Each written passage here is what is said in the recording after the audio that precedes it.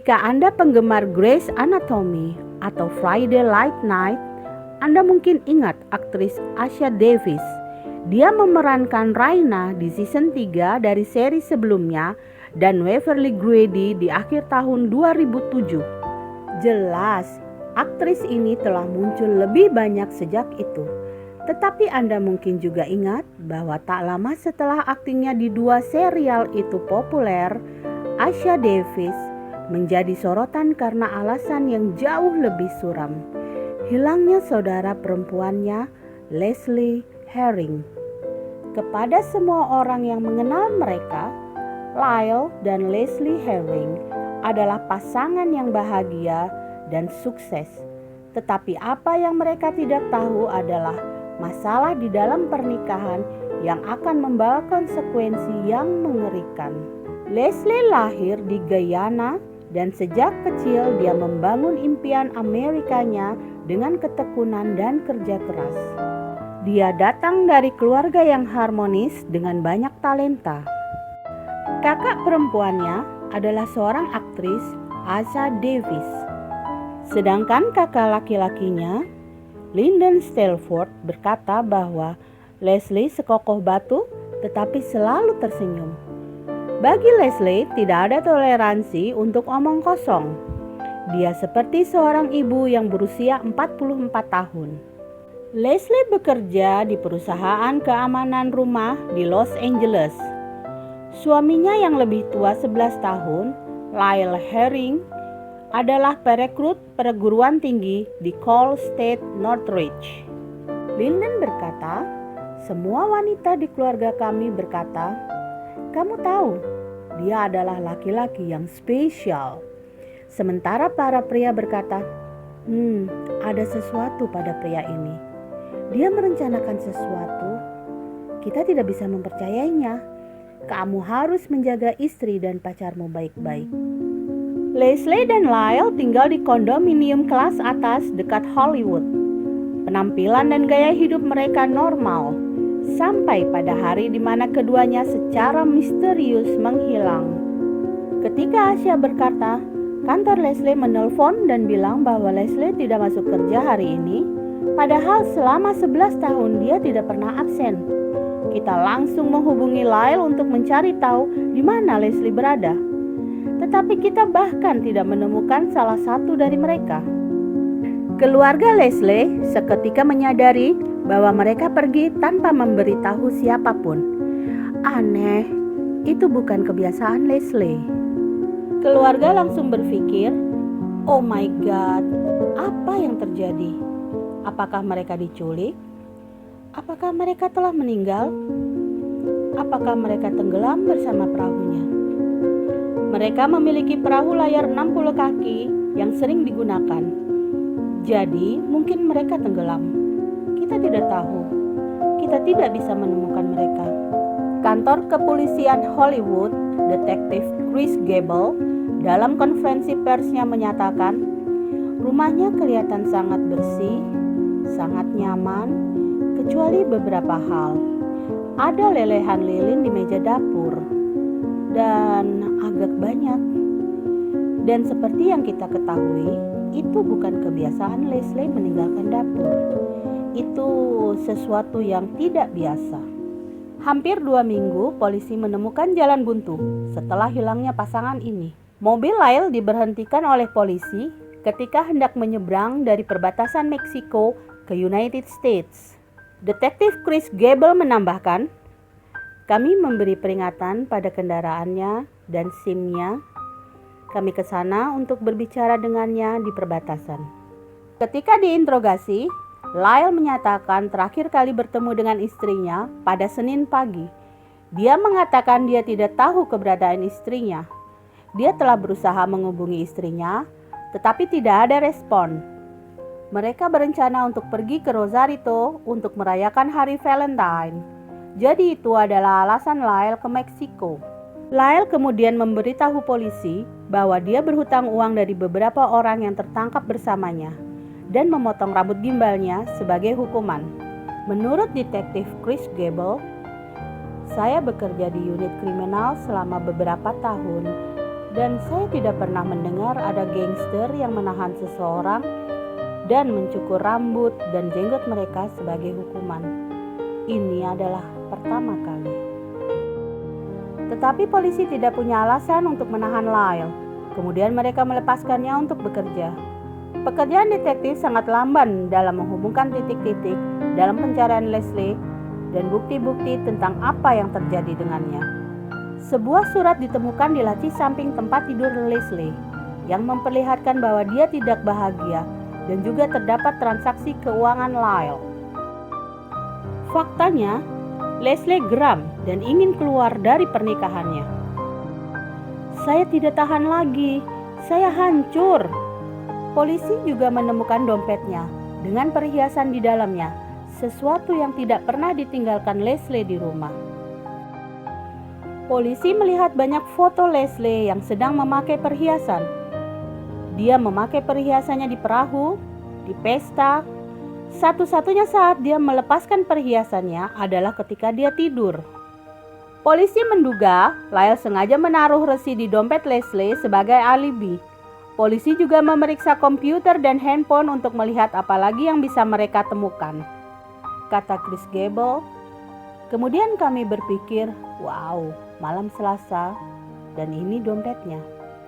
Kami bergegas ke Starbucks untuk melihat CCTV. Sebelum dihapus, kami melihat siapa yang berjalan mengambil resi yang kemudian ditemukan di dompet Leslie. Siapa yang mereka lihat melakukan pembayaran adalah Lyle sendiri, membeli satu minuman. Leslie tidak terlihat. Mereka berpikir itu sangat janggal. Polisi menduga Lyle sengaja menaruh resi di dompet Leslie sebagai alibi. Polisi juga memeriksa komputer dan handphone untuk melihat apa lagi yang bisa mereka temukan. Dan yang mereka temukan justru membingungkan. Searching online untuk hal-hal seperti profil penembak misterius, kematian yang kejam, dan 10 metode umum bunuh diri. Dan hanya beberapa hari setelah Leslie menghilang, muncul misteri lainnya. Detektif Chris Gable menjelaskan, ada beberapa panggilan antara telepon Leslie dan telepon Lyle. Apa yang tidak dia pikirkan adalah kita akan melacak penggunaan tower provider, dan itu menunjukkan bahwa kedua handphone berdampingan ketika melakukan panggilan. Polisi akhirnya mendapat kesimpulan bahwa Lyle telah melakukan sesuatu terhadap Leslie. Tetapi mereka butuh lebih banyak bukti, terutama mereka butuh Leslie, hidup atau mati, atau mereka tidak punya kasus sama sekali. Kamu tahu, di kasus tipe menghilangkan nyawa seseorang, tubuh yang telah mati, seseorang yang tertembak, dicekik, ditusuk. Tetapi dalam kasus Leslie, kami tidak punya semua itu. Leslie Herring sudah hilang berminggu-minggu dan polisi masih belum tahu nasibnya, tetapi mereka takut sesuatu yang terburuk dilakukan oleh suaminya. Polisi meminta Lyle untuk pergi ke stasiun-stasiun TV untuk menolongnya mencari istrinya yang hilang. Polisi mengira itu adalah tawaran yang tidak bisa dia tolak, dan itu akan sangat membantu. Saksi Leslie di luar sana yang mendengar, tolong hubungi kami. Pulanglah, biarkan kami tahu apa yang terjadi. Saya tahu kita sudah banyak berbicara. Itu adalah siaran Lyle di televisi. Beberapa hari kemudian, polisi bertemu sepupu Lyle, Malcolm. Dia berkata, dia berbicara dengan Lyle di depan kondonya tidak lama setelah Leslie menghilang. Kata detektif Chris Gable, Lyle sangat putus asa. Dia bilang hal-hal yang tidak masuk akal, seperti dia bilang bahwa dia akan terbakar di neraka untuk apa yang sudah dia lakukan kepada Leslie. Jadi Malcolm berpikir, wow, ini sangat aneh. Saya harus pergi dan melihat apakah Leslie baik-baik saja. Jadi dia berpikir, baiklah, saya akan meminjam kamar mandinya. Kemudian dia bertanya pada Lyle. Dia berkata, "Hei, apakah saya bisa ke kamar mandimu?" Lyle menjawab, sebentar ya. Kayaknya nggak bisa deh. Dan dari situ Malcolm berpikir, wow, ada sesuatu yang benar-benar salah. Di kedua kamar mandi ada banyak handuk terjemur dan semuanya telah kering, tetapi berantakan, seperti habis dipakai untuk menghentikan banjir. Itu mengarah pada kesimpulan yang positif tentang nasib Leslie. Menurut Lyndon Telford, sesuatu yang sangat-sangat basah dan berjamur, di mana mereka percaya bahwa Lyle mungkin telah menenggelamkan Leslie malam itu. Sabtu malam adalah malam terakhir Leslie bernafas. Itu yang mereka yakini, dan saya percaya juga. Jika itu benar, ada tubuh di suatu tempat, dan kemudian entah dari mana, tetangga Lyle muncul dengan cerita yang mengejutkan tentang malam ketika Leslie menghilang. Sekitar tengah malam, Lyle membawa boneka menyusuri lorong menuju ke lift belakang dan bonekanya dibungkus karpet. Dia menjelaskan, digulung cukup lebar untuk menampung tubuh. Wajah Lyle berantakan. Dia memakai hoodie, dia berkeringat, dan dia bahkan tidak menyadari ada yang melihat. Sulit untuk dipercaya, kita berbicara tentang pria yang sama yang sedang mencari istrinya yang hilang. Sementara itu, polisi memanggil bantuan detektif berkaki 4 yang bernama Indiana Bones. Dia terlatih untuk menemukan aroma sisa-sisa tubuh manusia. Polisi menyuruhnya memeriksa bagasi Cadillac tua milik Lyle dan bagian belakang SUV-nya. Ternyata, kami mendapat hasil yang positif di kedua kendaraan tersebut. Mobil-mobil itu diparkir 200 yards terpisah di garasi kompleks kondominium. Teori kami adalah, setelah Lyle melenyapkan Leslie, dia membawa tubuhnya turun ke SUV-nya. Kemudian dia memindahkan tubuh Leslie ke Cadillac antiknya, meletakkan tubuh Leslie di sana, mengemudi kembali ke kondominiumnya. Tetapi begitu dia tahu apa yang akan dia lakukan, dia mengambil mayat itu kembali ke Mitsubishi dan menggunakan Mitsubishi untuk membuang mayat Leslie. Itulah mengapa kami mendapat jejak di kedua kendaraan tersebut. Sesuatu tampaknya tidak baik buat Lyle. Polisi belum mengincarnya. Mereka masih belum mempunyai tubuh, dan tanpa itu mereka membutuhkan setiap bukti yang mereka dapat untuk meyakinkan kasus ini. Bagian tersulit dari penyelidikan kasus ini adalah membuktikan bahwa Leslie tidak ada lagi di dunia ini. Detektif meletakkan alat pelacak pada mobil Lyle, dan kita melakukan pengawasan secara langsung dan pengawasan GPS pada Lyle dengan harapan mungkin dia akan mengunjungi tempat dia membuang mayatnya, hanya untuk memastikan bahwa semuanya berjalan lancar. 2 hari kemudian, detektif Chris Gable memimpin anggotanya ke daerah terpencil di Griffith Park, kurang dari 3 mil dari kondominiumnya, sekitar jam 6 pagi. Keluar dari mobilnya, dia berjalan ke area ini. Ada sepasang tempat sampah, berjalan berkeliling, kemudian kembali ke mobilnya dan pergi. Mereka menghubungi ahli untuk mengendus. Kita ke sana bersama Indiana Bones dan kita mendapatkan bukti baru. Gundukan tanah yang mungkin jaraknya 15 kaki dari tempat sampah. Polisi bekerja menggali tumpukan sampah. Hanya ada satu sekop penuh dengan kotoran dan mereka tidak menemukan apa-apa. Dan meskipun Indiana Bones sudah mencari sampai jauh, tidak dapat dikonfirmasi bahwa itu adalah mayatnya. Karena ini adalah Griffith Park. Ada banyak mayat yang dibuang di sana. Tetapi kelihatannya untuk benar-benar menyinkronkan dengan semuanya, mungkin Lyle kembali dengan Mitsubishi-nya ke sana, meletakkan mayatnya di tumpukan sampah, kemudian memindahkannya ke tempat pembuangan akhir. tumpukan sampah itu sangat besar. Dan jika itu adalah kasusnya, saya tidak berpikir kita akan menemukan mayatnya. Ini adalah teka-teki yang menjengkelkan. Kehilangan satu bagian penting dengan semua hal yang mereka sekarang ketahui. Polisi tetap yakin bahwa Lyle telah melenyapkan istrinya. Satu yang pasti, Leslie terbungkus karpet.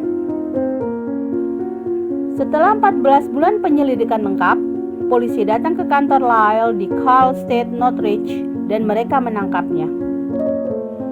Dia sangat terkejut ketika ditangkap. Kami memberitahunya bahwa sesuatu terjadi dengan mobilnya, sehingga kita keluar. Jadi penangkapan tidak terjadi di depan semua orang. Lyle dituduh melakukan penghilangan nyawa seseorang. Wakil Jaksa Wilayah Los Angeles, Sam Holdfield, menangani penuntutan, tetapi masih ada satu elemen yang hilang. Hal yang jelas luar biasa tentang kasus ini adalah tidak ada mayat. Kebanyakan kasus penghilangan nyawa seseorang diawali dan diakhiri dengan mayat. Dan di sini kita menyelesaikan kasus tanpa itu. Apapun kemungkinannya untuk mendapatkan hukuman, jaksa sangat yakin akan temuan mereka. Mereka hanya dapat berharap para juri akan melihat hal-hal dengan cara yang sama meskipun tanpa mayat Leslie. Jumlah bukti yang menunjukkan Lyle Herring bersalah adalah banyak. Dan setelah 3 minggu lamanya, juri dengan cepat sampai pada putusan Lyle Herring bersalah atas penghilangan nyawa tingkat kedua dan dihukum 15 tahun penjara. Lyle berusaha keras menutupi kesalahannya dan menurut detektif Gable, dia hampir berhasil. Faktanya, jika dia hanya tinggal di rumah dan membaca buku, Gable mengatakan ada kemungkinan kasus ini tidak pernah terpecahkan. Dia akan jauh lebih baik jika dia tidak melakukan apapun. Maka kami tidak memiliki apa-apa untuk dilanjutkan. Itu adalah penyamarannya yang benar-benar memperkuat kasus ini. Seperti untuk Leslie, dia mungkin tidak akan pernah ditemukan, tetapi polisi dan keluarganya yang berduka masih memiliki harapan bahwa Lyle akan melakukan hal yang benar untuk sekali saja. Menemukan jenazah Leslie akan sangat berarti. Jadi satu-satunya orang yang dapat melakukan adalah Lyle. Semoga suatu hari kelak dia akan memberitahu kita dan menceritakan kepada kita di mana Leslie. Kami masih belum percaya. Kami masih belum dapat percaya ini terjadi. Dan tragedi dari semua ini, kami tidak pernah menemukannya. Kamu tahu, hidupnya mempengaruhi kami. Dia selalu berada di hati kami, dan jiwa kami, dan pikiran kami, selama lamanya.